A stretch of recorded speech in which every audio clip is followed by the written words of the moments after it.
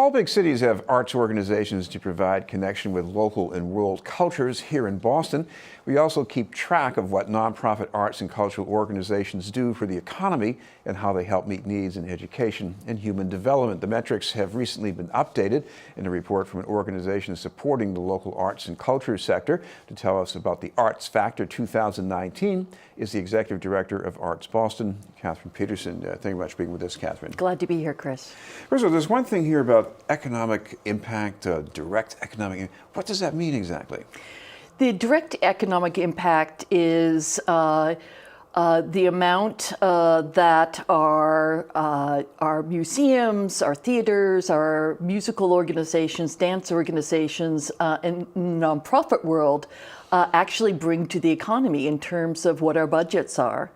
And in addition to that, there's what the people who attend those performances, go to those museums, spend on parking, on meals, on staying overnight. And as you can see, it comes up to one big number of $2 billion a year that arts and culture add to our economy in Greater Boston. Now, one way you can give me a sense of scale in this is to compare this to the retail and sports sector. We keep hearing Boston's a sports town, but put the arts against the sports. How does it look? Well, you know what? Boston is a sports town, and I'm really glad it is, but we're also a huge arts town.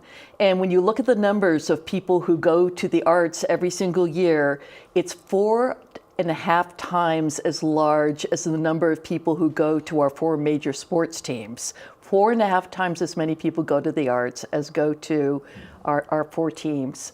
When you think of a real employment sector, we have 30,000 jobs in arts and culture in Greater Boston, and that's just about equal to the retail sector.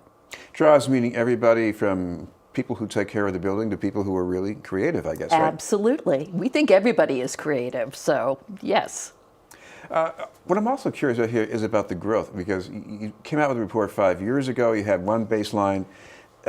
This year the number is 40% larger. I mean, 40% in 5 years. What's going on?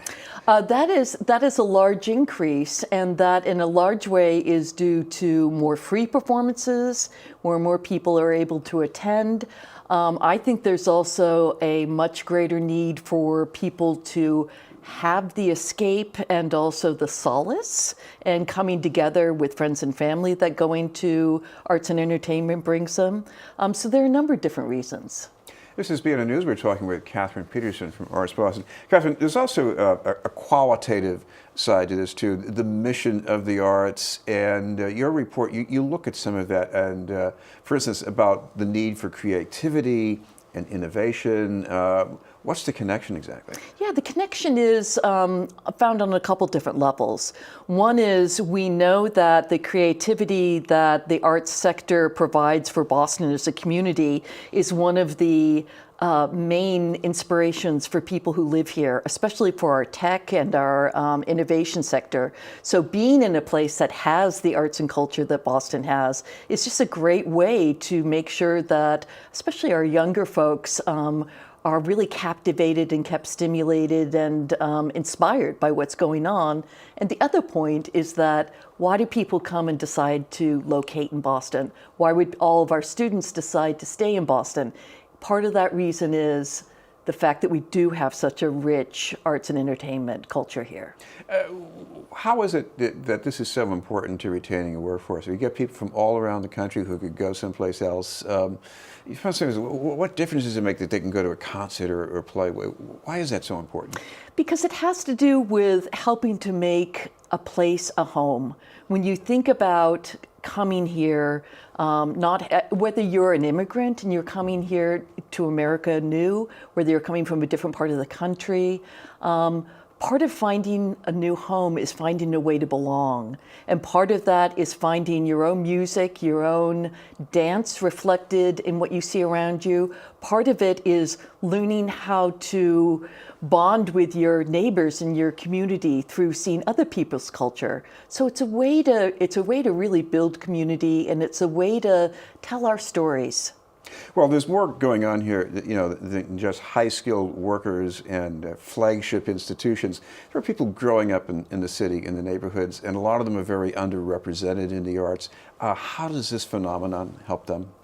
It helps them a lot by giving them additional exposure to the arts when they can really take most advantage of it as kids. When we're kids, we don't have all the things that say, no, we can't do that, we can't play, we can't act, we can't draw. We can do anything we want. And so we want to make sure that every kid in Greater Boston has the opportunity to have arts in their school experience, arts in after school, and to be able to experience arts both in our larger institutions and our smaller, more community-based institutions also. Another mission of the arts, it could be Boston, it could be another city, it could be Shakespeare's time in England.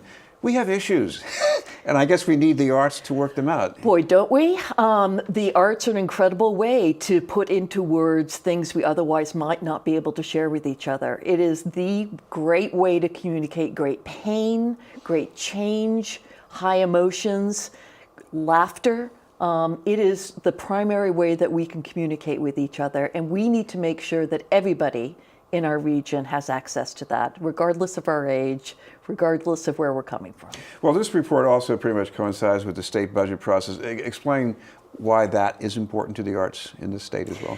Because we really rely on government funding as well as corporate foundation individuals.